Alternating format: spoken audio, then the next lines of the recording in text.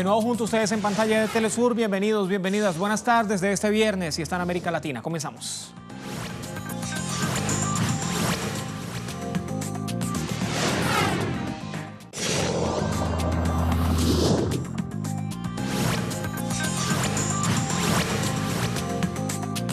La Fiscalía Española acusó este mismo viernes a los líderes del proceso soberanista catalán de rebelión, además de pedir para ellos de entre 16 y 25 años de cárcel. La mayor condena por 25 años, además, fue solicitada para el ex vicepresidente de la Comunidad Autónoma de Cataluña, Oriol Junqueras, por considerarle la justicia española que es el líder de la rebelión. Las autoridades además pidieron 16 años para 5 ex consejeros del Ejecutivo catalán. Las penas solicitadas por la Fiscalía son mayores a las de la defensa del Estado español, que decidió solamente acusar a los dirigentes de sedición y malversación, que según algunos expertos puede interpretarse como un gesto de conciliación por parte del gobierno de Pedro Sánchez. De inmediato, prensa española, vámonos de inmediato a ver el portal de El País, España. La abogacía en titular califica de incidentes de orden público los sucesos de Cataluña. Diario El País le ve en pantalla el escrito de conclusiones provisionales presentado este mismo viernes por la abogacía del Estado ante el Tribunal Supremo concluye que los principales implicados en el proceso cometieron delitos de sedición, malversación de caudales públicos y desobediencia grave, pero no de rebelión, como sí concluye la Fiscalía Española. Por ello, la petición de pena que hacen los servicios jurídicos del Estado contra buena parte de los 18 encausados es sensiblemente inferior a la que ha planteado también este mismo viernes el Ministerio Público. Hay otro medio de comunicación, revisamos de inmediato, Prensa Española, 20 minutos, titular, aparece en pantalla, carta de los presos del proceso un día antes de conocer su petición de pena. Entre comillas, la causa de la libertad es imbatible, lo destacaban en este escrito. Los presos del proceso, que están encarcelados en el centro de Lledoners, estos en Barcelona, aseguran en una carta que han dado a conocer durante la víspera que la Fiscalía anuncia la petición de sus penas, que sus convicciones se mantienen más fuertes que nunca. No han conseguido humillarnos, han dicho los integrantes del proceso. La causa de la libertad es imbatible. En el escrito conjunto que fue leído por el exdiputado de la CUP, David Fernández, durante un acto a las puertas de la cárcel donde están privados de libertad, los 7 independentistas encarcelados detallan que es imposible encarcelar la voluntad democrática de un pueblo. En directo desde Barcelona, Joan Ortiz con más informaciones.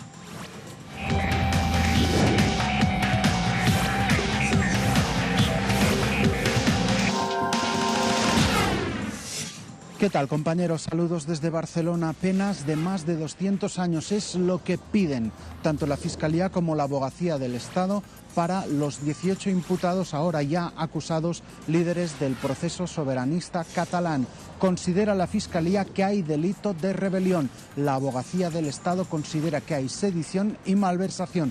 Pero vayamos por partes. Al principio, la Fiscalía hablaba de rebelión. Para que haya rebelión tiene que haber habido alzamiento público y violento, cosa que no se ha dado el capítulo de la violencia ni antes, ni durante, ni después del referendo del 1 de octubre. Y la Abogacía del Estado primero pedía solamente condenas por malversación, pero se ha añadido también el delito de sedición. Para quien más años se piden es para Oriol Junqueras, 25. Para los miembros de la mesa del Parlamento se pide 1 año y 8 meses y multas de 30.000 euros. ¿Y cuáles han sido las reacciones? Pues el independentismo lo tiene claro, eso es un castigo ejemplar, se está persiguiendo una ideología, más no unos hechos concretos, y además lo ha dicho Quim Torra, lo ha dicho Roger Torrent, que todas estas condenas que pide la Fiscalía y que pide la Abogacía del Estado responden a una voluntad de impartir venganza, que no justicia, y que además son un desprecio a los demócratas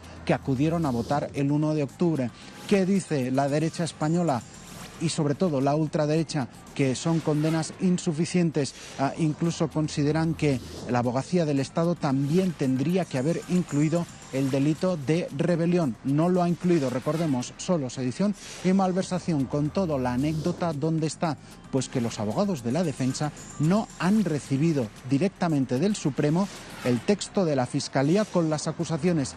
han tenido que pedirlo a la prensa, porque la prensa lo ha conocido antes que ellos. Así es, este es un juicio mediatizado a quienes a algunos les importa más dar a conocer su voz a los medios de comunicación que no a los abogados para que puedan organizarse en legítima defensa.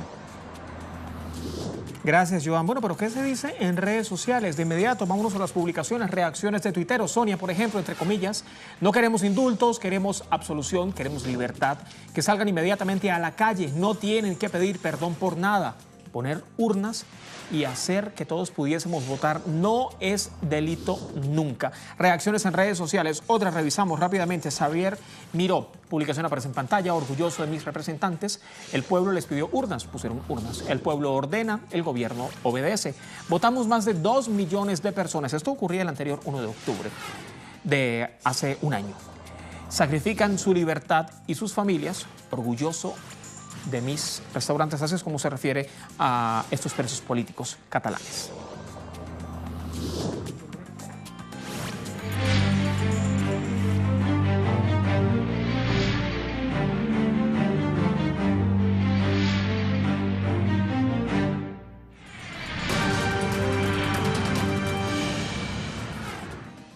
Hablemos de Palestina. La Comisión Nacional de la Marcha del Retorno y el levantamiento del bloqueo llamó al pueblo palestino a participar de forma amplia en la semana denominada Nuestro pueblo derrotará la nefasta declaración Balfour.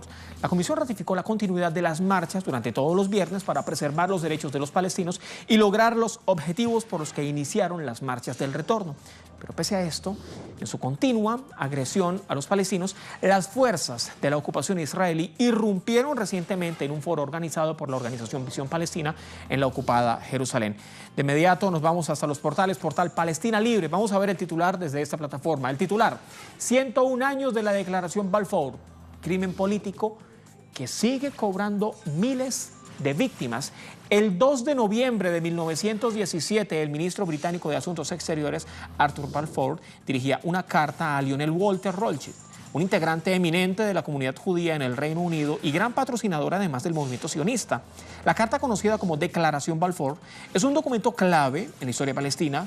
Por primera vez el gobierno de una potencia se comprometía en ese entonces a apoyar el movimiento sionista, que hasta entonces era ultraminoritario entre las comunidades judías. La Declaración Balfour sella la alianza entre sionismo e imperialismo y al mismo tiempo que sella la suerte de las y los palestinos que son simbólicamente desposeídos de sus tierras por una potencia colonial, estamos hablando de Israel, que la atribuye a un movimiento de numerosos dirigentes que no ocultan su intención de desposeerles de ella físicamente. Y ahora recordar, 100 años más tarde, 101 años más tarde, la promesa británica es recordar que para los palestinos la lucha contra la desposesión no comenzó en 1967 tras la ocupación de Cisjordania y la Franja de Gaza, ni siquiera en 1948, en el momento de la creación del Estado de Israel, publican desde Palestina Libre.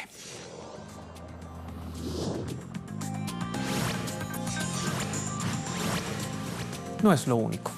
Mire esto, el presidente electo de Brasil, estamos hablando de Jair Bolsonaro, ha anunciado ya una batería de reestructuraciones en sus planes políticos que involucran además las relaciones de Brasil con Israel y con Palestina. Brasil se estaría uniendo a Estados Unidos, a Guatemala y también a Paraguay como las naciones que han mudado su embajada a Jerusalén, reconociéndola como capital del Estado judío.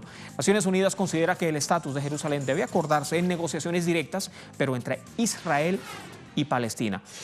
El portal de la casa, www.telesurtv.net, tiene información de referencia. La respuesta, bueno, la ve en pantalla. Netanyahu celebra decisión de Bolsonaro de trasladar embajada a Jerusalén.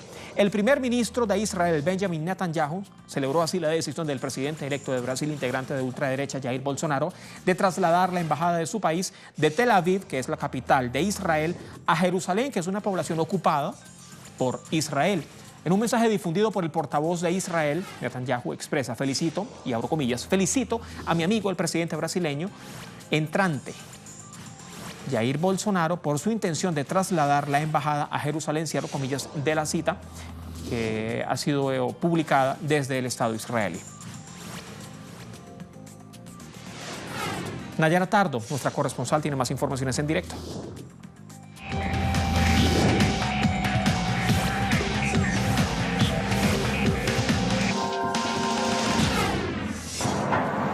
Ayer, el recién electo presidente de Brasil, Jair Bolsonaro, reafirmó su promesa de campaña de trasladar la embajada de su país en Israel hacia Jerusalén.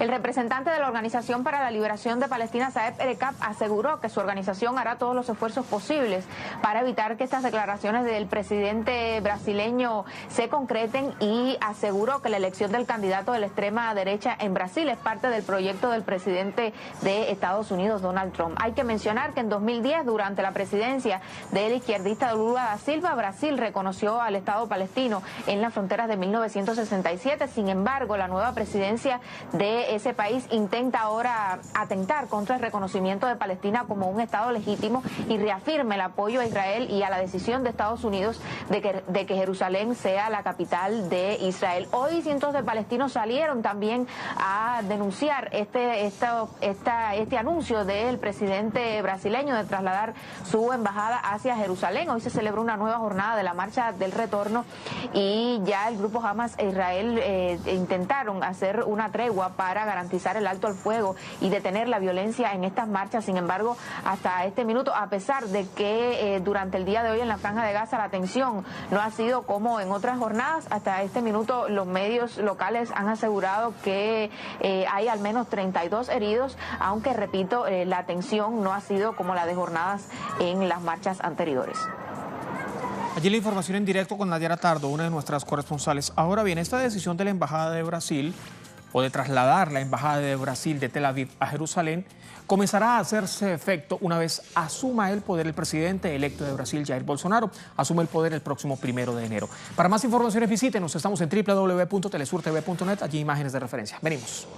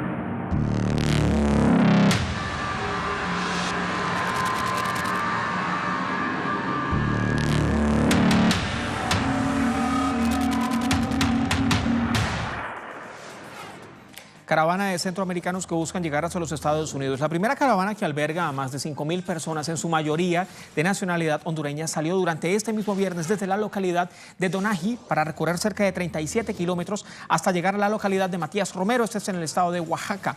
La segunda caravana, también en México, busca llevar a Mastepec, en Chiapas. Mientras tanto, la tercera caravana, de mayoría salvadoreña, se encuentra en Tapachula para iniciar así su ruta hacia el norte de México. Y la cuarta caravana, que también está integrada por salvadoreños, mantiene el recorrido entre Santa Rosa y Escuintla, esto es en Guatemala. Prácticamente ve usted el recorrido que hacen todas estas personas, miles de personas, algunos medios de comunicación, algunos corresponsales que hacen seguimiento correspondiente, como Telesur, que está en el lugar de la noticia, hablan de cerca de 7.000, 8.000 personas que están integrando las diferentes caravanas en total. 4 caravanas de personas que integran países centroamericanos que han salido de sus países de origen y buscan llegar, tienen como objetivo llegar y pasar la frontera del sur de los Estados Unidos, el paso fronterizo que une a México con los Estados Unidos. ¿Con qué se han conseguido todas estas personas en el trayecto? Cientos de kilómetros ya han recorrido y aún le esperan por recorrer miles de kilómetros si las autoridades mexicanas se lo permiten. Han pasado sol inclemente, lluvias, muchas agresiones, incluso vejaciones por parte de autoridades centroamericanas. 3 personas han perdido la vida durante todo este trayecto. Cobertura especial de Telesur, estamos en el lugar de la noticia, revisamos de inmediato. Prensa centroamericana, Publinews. Un medio de comunicación de Guatemala titula: repatrian cuerpo de hondureño que murió en frontera entre Guatemala y México. Los familiares de Henry Adalid Díaz, hombre de 26 años, y el personal de la Cancillería de Honduras recibieron hace un día el cuerpo en el aeropuerto de Tocotín, en Tegucigalpa, y fue trasladado hasta la localidad de Guascuarán, a unos 100 kilómetros al sur de la capital. Díaz estaba integrando la segunda caravana de migrantes que partió en las últimas semanas desde Honduras y murió en un enfrentamiento cuando la policía mexicana les bloqueó el paso desde Guatemala al grupo de migrantes centroamericanos.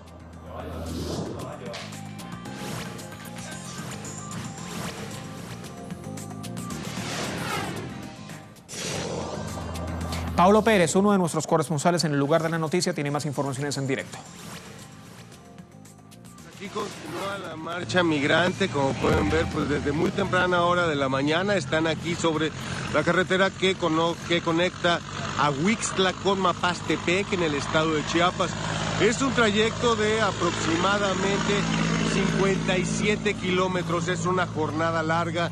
Por eso iniciaban a las 3 de la mañana y formando un contingente más compacto que en otras ocasiones. Recordemos que en días pasados hubo detenciones por parte de la Policía Federal, algo que no quieren que se repita, no quieren que se separe gente del contingente para evitar de esa manera que haya pues estas actividades por parte de la Policía Federal y las autoridades migratorias mexicanas. Hoy llegan a Mapastepec, planean ahí pasar la noche y continuar su camino, porque recordemos que esto se trata más que nada de recorrer nuevamente el camino que ha trazado la primera caravana migrante, que ya está saliendo de Matías Romero, Oaxaca, hacia Veracruz. Han cambiado incluso su ruta. Más informaciones, Eduardo Martínez, corresponsales de Telesur que han sido enviados especiales hasta el lugar de la noticia, material gráfico de referencia. Integrantes de la caravana migrante continúan avanzando, quieren ir más rápido. Un amplio contingente ya dejó el poblado de Donajib, eso es en Oaxaca, para trasladarse ahora hasta Acayucán, en el estado de Veracruz. Información de referencia, visítenos, recuerde, www.telesurtv.net. Ahora, si hacemos un poco de contexto. Saltos masivos en la valla de Melilla, migrantes centroamericanos que intentan cruzar la frontera hacia Estados Unidos. En el Mediterráneo, por ejemplo, mueren cientos de migrantes. Esto está ocurriendo en este preciso momento, alrededor del mundo. Y abrimos debate en redes sociales. La pregunta son: ¿la violencia y la falta de oportunidades la causa de los más grandes éxodos ciudadanos en todo el planeta? Responda. Estamos en @TelesurTV, @Conexión Telesur y mi cuenta corporativa @JuanCTelesur. Imágenes de referencia.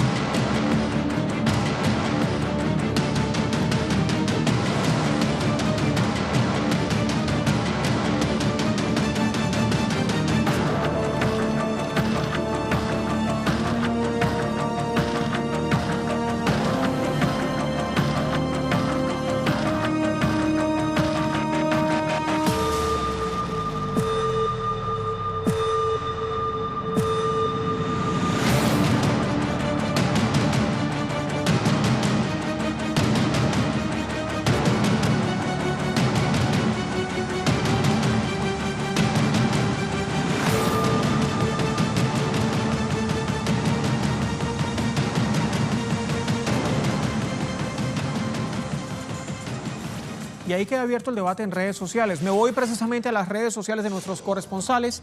Nayara Tardo, corresponsal de Telesur en Egipto, publica último minuto: 7 personas murieron y 7 más resultaron heridas en un ataque terrorista en un autobús que transportaba coptos cerca del monasterio de San Samuel el Confesor en Minilla. Fuerzas de seguridad buscan a los pistoleros desconocidos que llevaron a cabo el ataque. Información que se ha registrado en las últimas horas en Egipto. 7 personas murieron y 7 más resultaron heridas a consecuencia de un ataque de momento atribuido a grupos terroristas.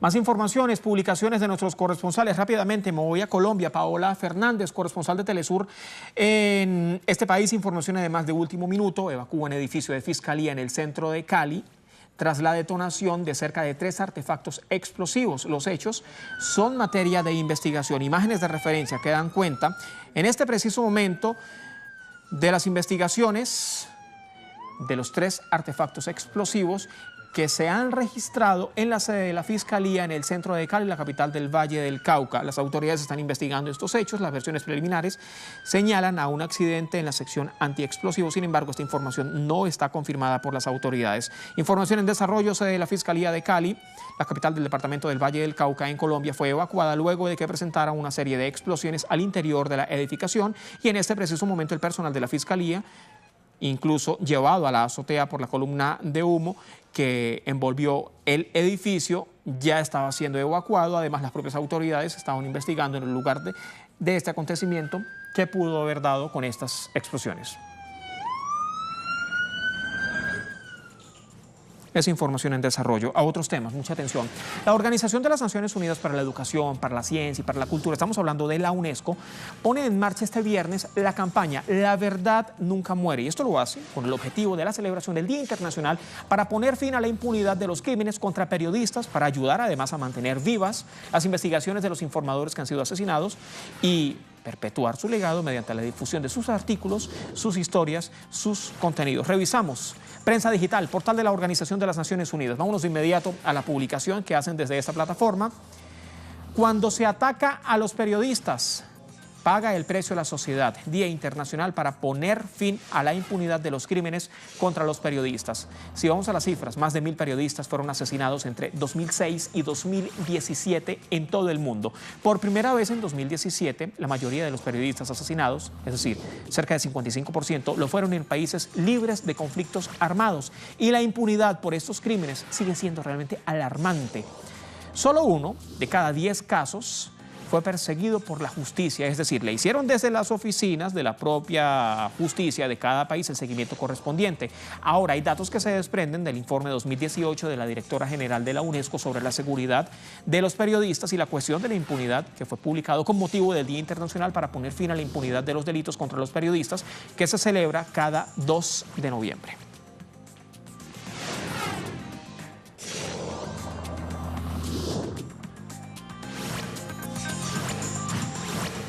Vámonos de inmediato a los medios de comunicación del viejo continente. Euronews, por ejemplo, publican en el 85% de los casos no se encuentra a los culpables de los asesinatos, que la Organización de las Naciones Unidas quiere así que los gobiernos apoyen esta iniciativa para poner fin a la impunidad y que establezcan además un marco legal internacional. Una de las muertes, para hacer referencia, de mayor repercusión que ha tenido en todo el planeta, incluso mediático, según los propios analistas internacionales, ha sido el de Jamal Khashoggi, un periodista de origen saudí que fue asesinado en el consulado saudí de Estambul, en Turquía.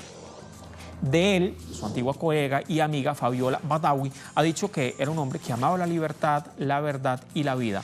Por países, Siria es el lugar más peligroso, según la propia Organización de las Naciones Unidas, para informar, seguido de México, el territorio en situación de paz que conlleva los mayores riesgos. Mientras tanto, la UNESCO ha lanzado una campaña para que se publiquen artículos firmados por periodistas asesinados o textos para homenajearles. En pantalla ve usted un homenaje que le están haciendo diferentes trabajadores de la prensa en París, en la capital de Francia, a los colegas, a los periodistas asesinados a lo largo de todos estos años.